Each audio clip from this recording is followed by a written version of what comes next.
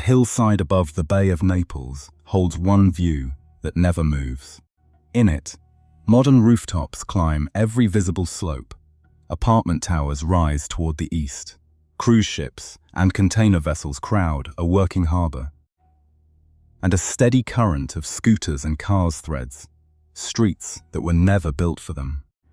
Vesuvius stands beyond all of it, calm for now, indifferent to the centuries stacked beneath the concrete. Strip away the traffic, the towers, the docks, the domes, the palaces, and the walls, one layer at a time, and the frame empties into something almost unrecognizable. A volcanic shoreline of bare rock and scrub, a scatter of low hills, a curve of open water with no harbor at all. Somewhere near 2,800 years separate these two images, yet they are the same place, seen from the same angle, shaped continuously rather than replaced. The question this view answers is not who ruled here, but how so much could be added to so little ground without erasing what came before. In the earliest centuries, that emptiness slowly gathers purpose. Greek sailors, drawn by a sheltered coastline and a defensible promontory, begin landing with more regularity than passing trade requires. What starts as temporary shelter becomes permanent occupation. Storage huts, cleared paths, small dwellings clustered near a promontory that offers both anchorage and protection. There is no sudden city here, only accumulation, boat by boat and roof by roof, until a modest but an unmistakable foothold sits where before there was only coastline. Farming edges into the surrounding slopes, footpaths harden into roots. The settlement remains small, but its presence has become permanent, and permanence is the precondition for everything that follows. That permanence soon demands order. Farther along the plateau, Greek colonists lay out a new settlement on a deliberate grid, rectangular blocks bounded by defensive walls. Streets running in disciplined parallel lines, rather than following the accidents of terrain. This is the single most consequential transformation the location ever undergoes, because the street pattern drawn in the 5th century BCE will still organize the historic center 2,500 years later. Civic buildings, market spaces, and denser housing fill in the grid as Mediterranean trade brings wealth and population. When Roman authority eventually absorbs the city, the change is not visible as demolition and replacement. It is visible as thickening. Roman material culture, aqueducts, public buildings, and villas settle into the existing Greek skeleton rather than erasing it. Because a functioning grid is easier to inherit than to redraw, harbor traffic multiplies, drawing merchants, laborers, and administrators into a city that now reads as a fully urban rather than merely settled. In the 1st century of the Common Era, Vesuvius erupts violently enough to darken the sky and disrupt the harbor for a time, a dramatic but temporary event rather than an ending. The city's daily rhythm resumes once the ash clears. What follows the decline of Roman central authority is not abandonment, but contraction. With imperial protection gone, the city turns inward. Public monuments are subdivided into housing, open civic spaces into enclosed courtyards, and church buildings begin to occupy ground once reserved for secular institutions. Walls that had grown symbolic now matter again, repaired and reinforced against the uncertainty of a fragmented political world. The city that emerges from these centuries is smaller in ambition than its Roman predecessor, but tighter in structure. A compact Christian town, still standing on a grid it no longer remembers drawing. Political consolidation under Norman and later Swabian rule restores a different kind of ambition. One measured in architecture, built to display authority rather than merely defend it. Fortified compounds and Gothic churches begin to compete with the coastline for visual dominance. And when the city becomes an Angevin royal capital, that competition intensifies. Beginning in 1279, construction starts on a new fortress directly on the waterfront, rising slowly from open ground into towers and battlements until it permanently anchors the harbour edge to royal power. Where the shore had read primarily as a working port, it now reads as the seat of a kingdom.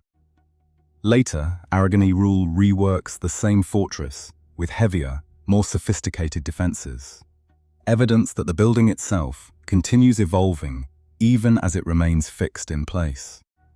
But the greatest transformation of these centuries is not a single structure. It is the failure of the old boundaries to contain a growing population. Suburbs press against the walls, gates strain under increased traffic, and by the 16th century Spanish viceregal administrations begins pushing development decisively westward. A long, straight road cuts north to south along the hillside, and beside it rises one of the densest urban districts the city has ever produced. Block after regular block, climbing the slope where open land had stood for centuries. Soldiers garrisoned. There give the district its name and its character, narrow streets packed tightly enough that sunlight barely reaches the ground. Around the year 1600, construction begins on a royal palace as well, introducing a different register of power, ceremonial rather than purely fortified, a signal that the city's rulers now govern through display as much as defense. By the close of this era, land that once separated the old city from open hillside has vanished entirely beneath roofs. And the contrast between the city's beginning and its current density could hardly be more extreme. Density alone cannot define the following century. Scale must. As the city settles into its role as a major royal capital, investment shifts from adding buildings to enlarging them. Institutional architecture grows more monumental, civic spaces widen into deliberate compositions, and the waterfront becomes something engineered rather than merely used. Its quay strengthened, its access more tightly controlled. A royal theatre, expanded palace facilities, and grander religious complexes rise not to house more people, but to project more authority.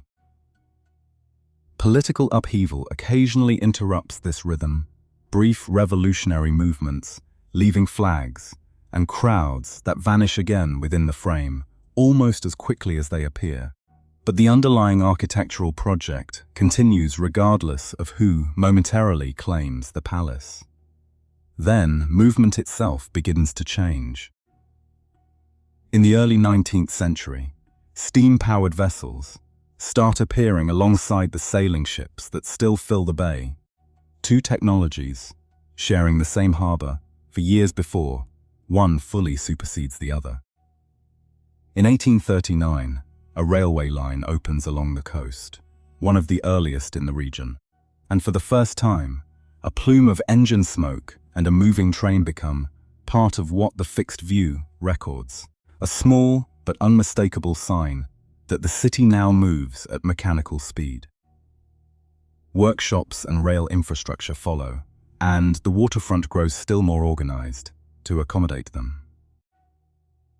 None of this changes the shape of the historic core directly, but it changes what the core can support, setting the stage for the era's most disruptive transformation. That transformation arrives from overcrowding rather than ambition.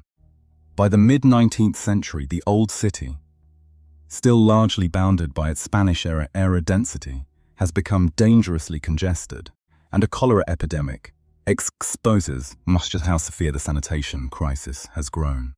The political response is drastic. Entire blocks of the historic fabric, narrow lanes and centuries-old housing alike, are progressively demolished to cut a wide, straight boulevard directly through the lower city. Rooftops that had stood since the 16th century disappear in sequence, dust and rubble marking a corridor where continuous urban texture had never before been broken. Once the ground is cleared, new facades rise along the new alignment, tall and uniform in a way nothing in the old quarters had ever been, and an ornate glass roofed gallery opens nearby as a further symbol of modern ambition. Around this single surgical intervention, the wider city modernizes as well. Trams begin running through streets designed for foot and cart traffic. The port expands with heavier machinery and larger warehouses. And hillside neighborhoods above the old center start filling in with new housing as the city's population continues to climb. Then, in the 20th century, mechanization gives way to militarization. Automobiles multiply through the 1920s and 30s. Electrification spreads, and the harbor becomes strategically vital enough to draw sustained bombing during the Second World War. The damage is uneven rather than total. Distant aircraft, smoke rising from struck warehouses and port installations. Roof gaps opening across blocks that had stood intact for generations. In September of 1943, retreating German forces caused further deliberate destruction before withdrawing, leaving barricades, damaged infrastructure, and a visibly wounded skyline where before there had been unbroken roofs. For the first time in the story of this place, the frame contains less city than it did before. A rare and unmistakable reversal of everything the location had done for 2,500 years. That reversal does not last. Reconstruction in the years immediately following the war repairs the wounds methodically, roofs rebuilt, port facilities restored. Streets reopened to ordinary traffic, but repair proves to be only the beginning. Through the 1960s and 70s, housings and demand and rapid population growth drive construction far beyond anything the pre-war city had reached.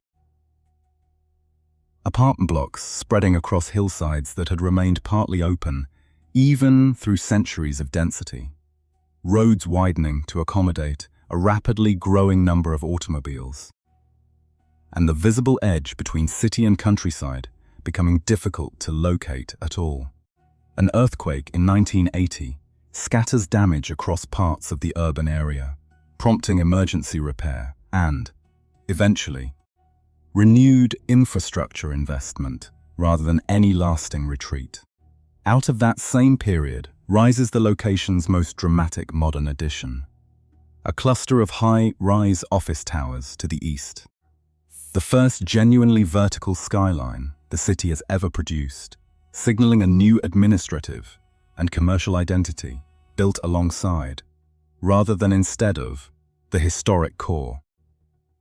Public transit modernizes further with underground rail construction. Its presence marked at the surface mainly by station entrances and temporary constructions, zones rather than any visible change to the skyline itself. By the early 21st century, the harbor carries ferries and cruise ships alongside its continuing commercial traffic. Scooters and cars fill streets first laid out by Greek settlers, and restored historic landmarks stand within a few hundred meters of contemporary office towers. Almost nowhere in the modern frame does open, undeveloped ground remain. The volcanic coast that once dominated the view has been almost entirely absorbed by the built environment that grew out of it. Return finally to the frame where this began. The same hillside, the same angle, the same bay and volcano, holding their positions while everything within them changed. Set the earliest landscape briefly against the modern one, and the difference is total, open coastline against a nearly continuous metropolis. Yet, the connection between them is equally total. The street pattern laid down by Greek settlers still organizes the historic center. A fortress begun in the 13th century still marks the harbor edge. A road cut through dense housing in the 16th century still carries traffic today, and a boulevard blasted through the old city in the 19th century still functions as a primary artery. Even the damage of war left traces that reconstruction absorbed rather than concealed entirely. This place did not become what it is by discarding what it had been. It became what it is by building over, building beside, and building through layer after layer without ever fully erasing the one beneath. The volcano did not move. The bay did not move. The camera did not move. Everything between them kept changing. And that continuous, layered change is precisely what turned a quiet volcanic shoreline into the city that fills this same frame today.